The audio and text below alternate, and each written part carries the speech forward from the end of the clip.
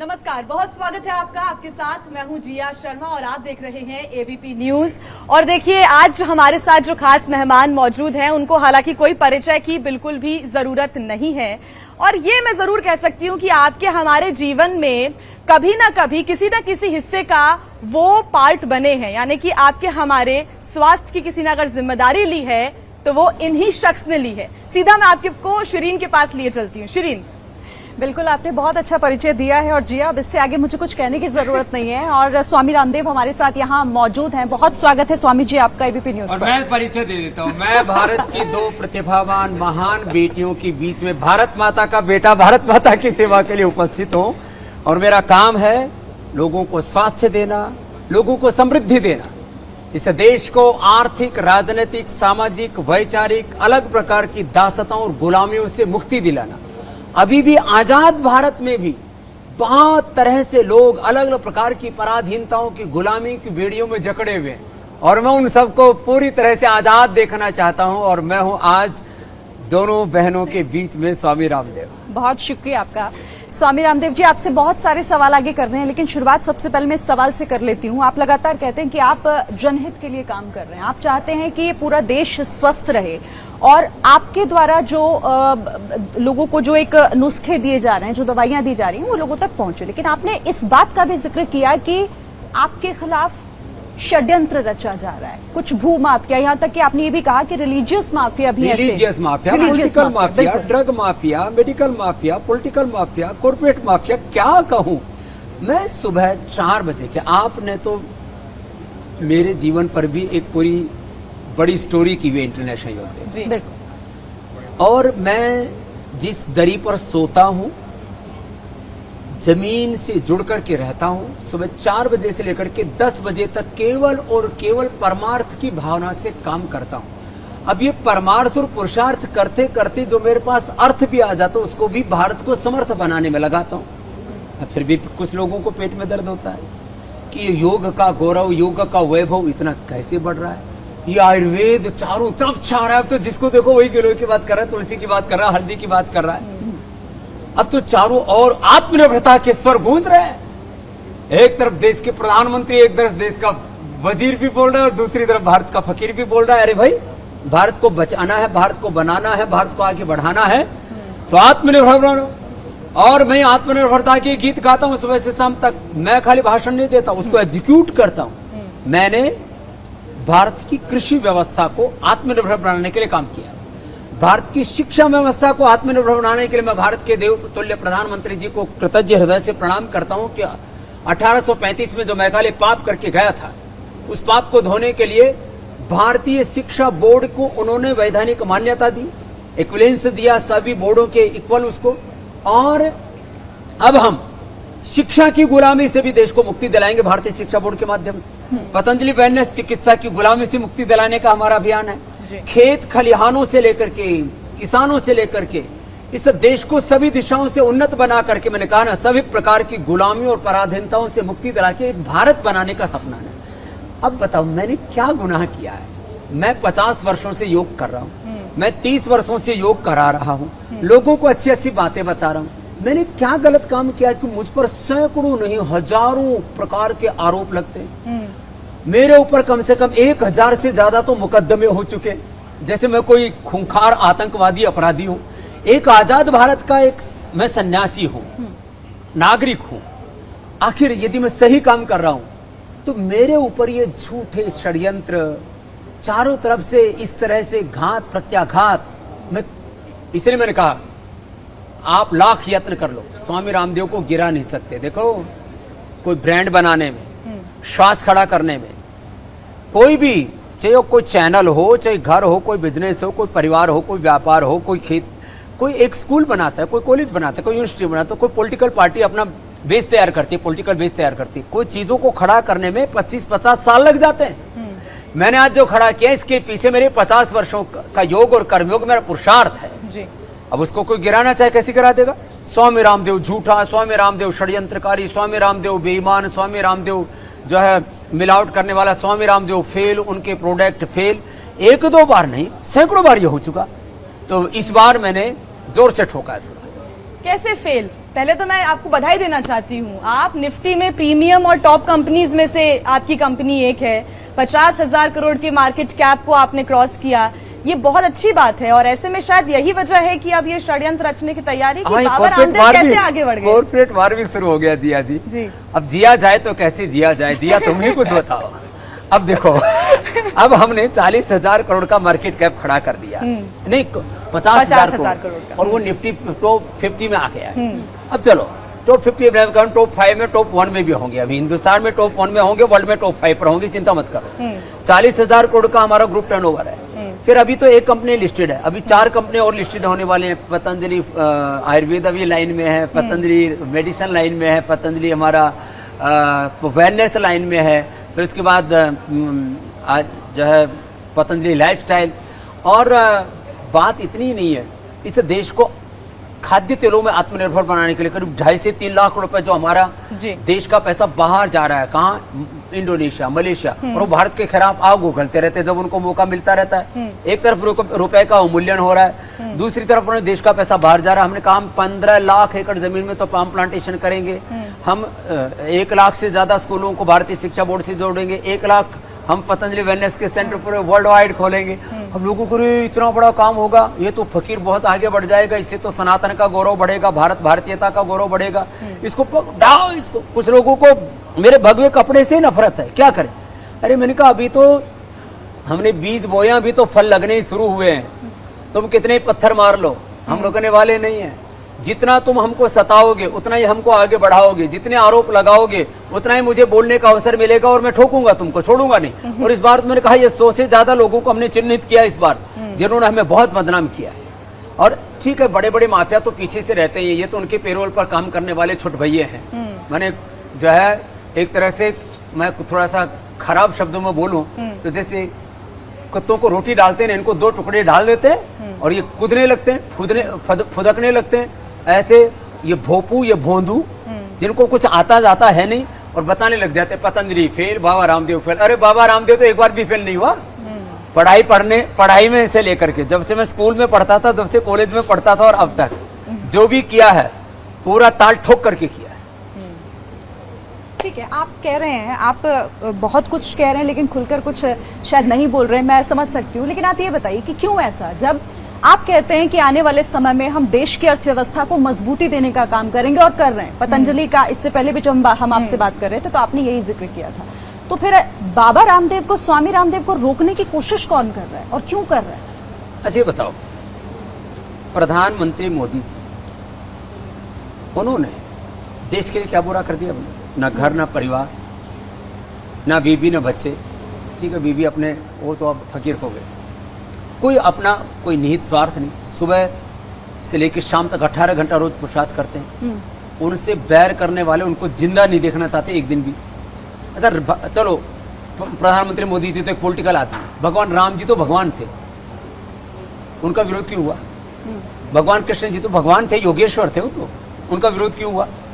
उनको मथुरा वृंदावन छोड़ करके द्वारिका क्यों जाना पड़ा? मैं राम और कृष्ण का वंशज हूं, मैं रामकृष्ण तो नहीं हूं। तो जब राम जी और कृष्ण जी को आरोप झेलने पड़े, उनको भी धर्म युद्ध और संग्राम लड़ना पड़ा, तो रामदेव तेरी भी खैर नहीं। तो मीन्स आप जब कुछ अच्छा काम करते हो ना, तो जो बुरे लोग हैं उनको सुहाता नहीं, कुछ ईर्ष्या द्वेष के मारे, कुछ ईगो इग्नोरेंस के कारण से, कुछ निहित स्वार्थों के कारण से। अब मैं कहता हूं सारी दुनिया के डॉक्टर एक तरफ, पूरे मेडिकल सिस्टम एक तरफ, ड्रग माफिया, मेडिकल माफिया जिनको मैं कहता रहता हूं, और स्वामी रामदेव से खूब खाते हैं। मैंने किस डॉक्टर का क्या बिगाड़ दिया? खूब खाते। वो कहते हैं BP, sugar, thyroid, asthma cure नहीं होता। मैं कहता हूँ डायबिटीज के पेशेंट नॉन डायबिटिक होते हैं, बीपी क्योर होता है। आप सब बीमारियों को, चाहे वो लीवर फेलियर या किडनी फेलियर है, हार्ट फेलियर, आप इनको ठीक कर सकते हो।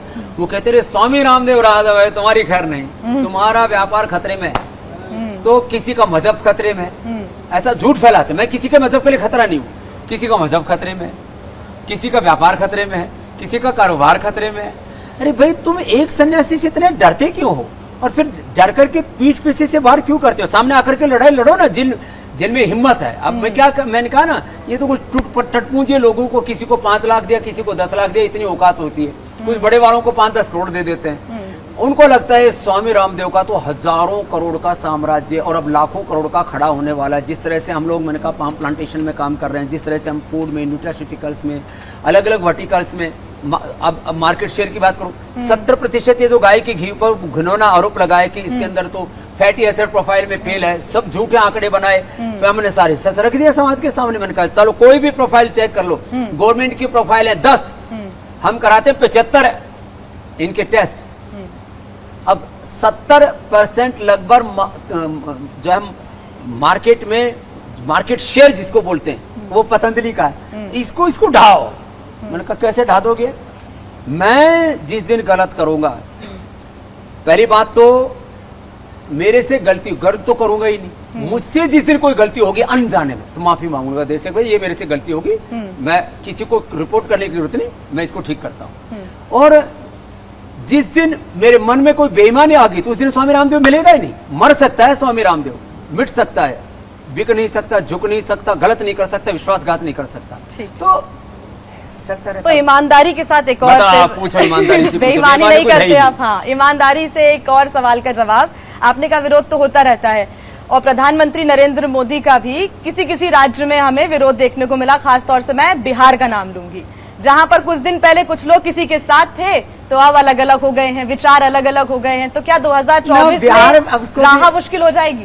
मैं तो उसको ये कहूंगा, बिहार का विरोध नहीं हो, कुछ पॉलिटिकल लोगों का विरोध है। बिहार की जनता तो मोदी जी से बहुत प्यार करती है। सर ये जो है ना, ये राजनीति को कुछ लोगों ने जातियों में, मजहबों में, प्रांतों में, क्षेत्रीयता में, उसको भी, राजनीति को भी बंधक बना लिया कुछ लोगों ने।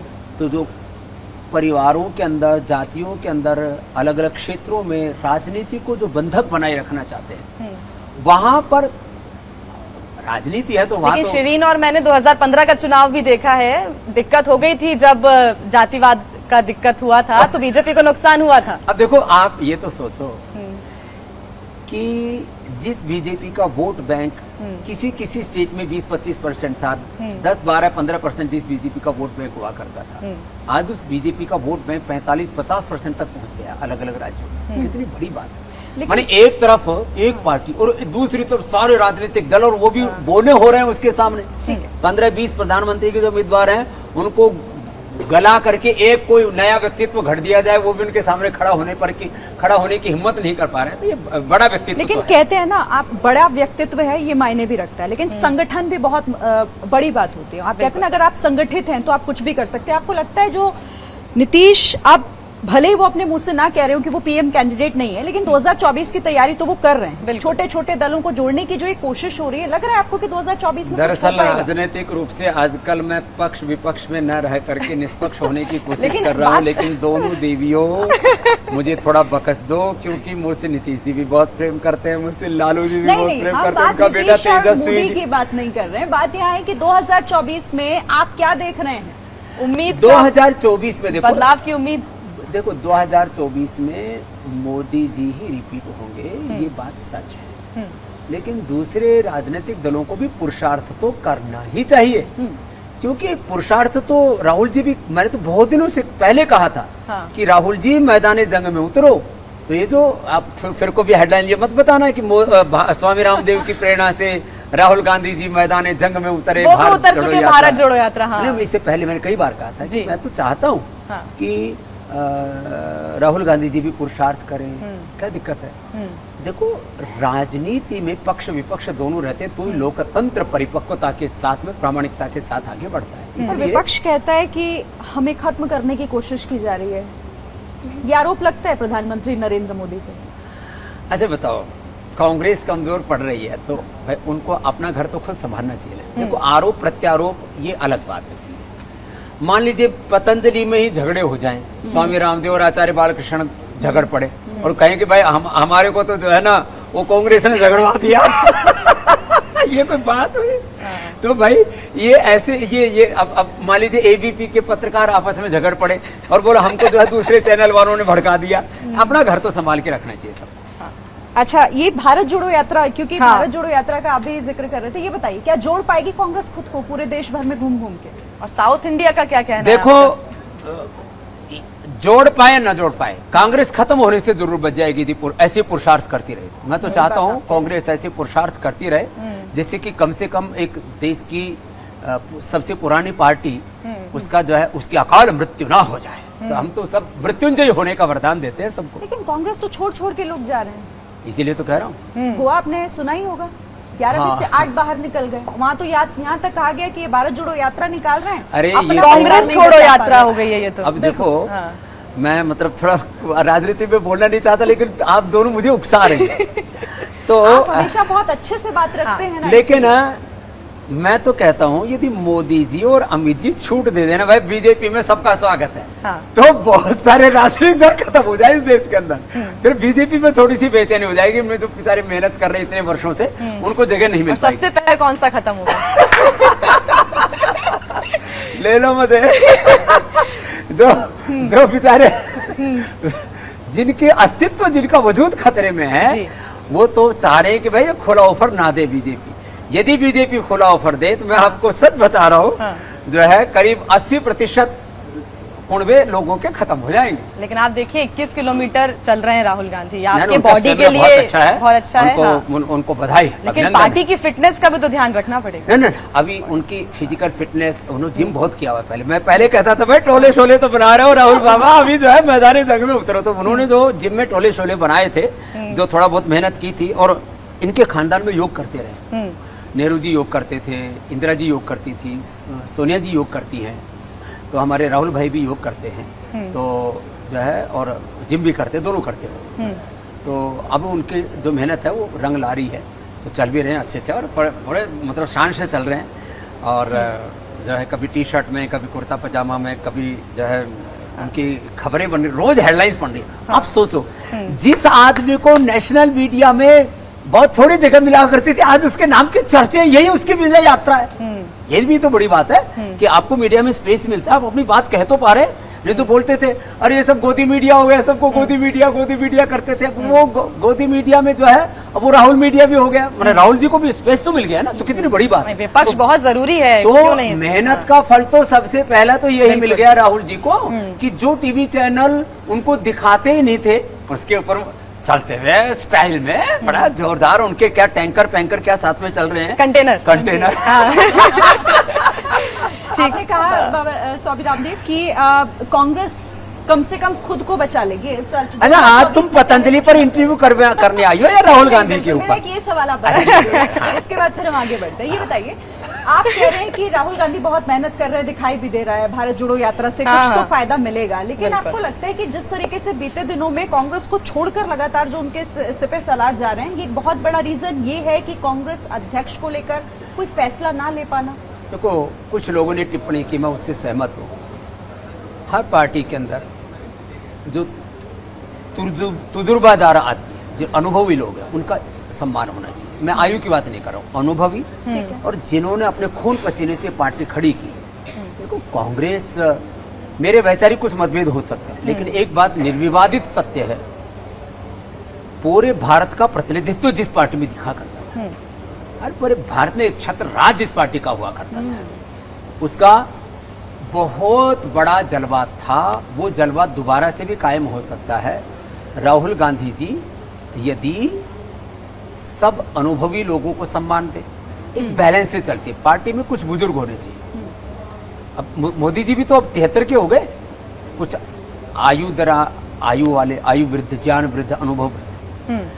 पार्टी में वरिष्ठ भी होने चाहिए, पार्टी में युवा भी होने चाहिए। ये सुगुफा है कि हमारी जब युवाओं की पार्टी, यंगस्टर्स केवल नहीं चला सकते, बुजुर्ग केवल नहीं चला सकते। जैसे घर में बच्चे, जवान, बुजुर्ग एक साथ मिलकर चलते हैं, ऐसे ही कांग्रेस पार्टी में बुजुर्ग, जवान, नई पीढ़ी और सब तरह के प्रोफेशनल्स, सब जाति, सब कौम, सब मजहब, सारे भारत और भारतीयता का प्रतिनिधित्व जो किया करती थी कांग्रेस पार्टी, उस समय उसके जैसे आज बीजेपी के आस पड़ोस में कुछ दिखाई नहीं देता। आज जैसे मोदी जी के मुकाबले कोई व्यक्तित्व दिखाई नहीं देता। एक समय वैसा ही तो जलवा नेहरू जी का था, इंदिरा जी का था, राजीव जी का था। वो जलवा सोनिया गांधी जी ने भी एक बार दिखाया था। बिल्कुल। मुझे लगता है पूरे भारत और भारतीयता का प्रतिनिधित्व करते हुए सब आयु वर्ग का, सब लोगों का प्रतिनिधित्व उसमें स्वीकार्य हो, केवल एक परिवार की बात ना हो, सबकी बात होगी, तो निश्चित रूप से ये पार्टी जो है अपने राजनीतिक वजूद को बचा पाएगी और ये लोकतंत्र, एक स्वस्थ लोकतंत्र के लिए शुभ होगा। जैसे ही घड़ी का काटा दोपहर 2:30 पे आए, बबीता जी का दिल सास बहू साजिश के लिए मचल जाए। और ये है इनकी बहू, पूरे दिन ऑफिस की टेंशन हो जाए गॉन जब ये करें अपना फेवरेट शो फ्री टाइम पे ऑन। इनकी तरह आप भी देखें अपना फेवरेट शो अपने टाइम पर और डाउनलोड कीजिए एबीपी लाइव ऐप अपने स्मार्ट टीवी पर।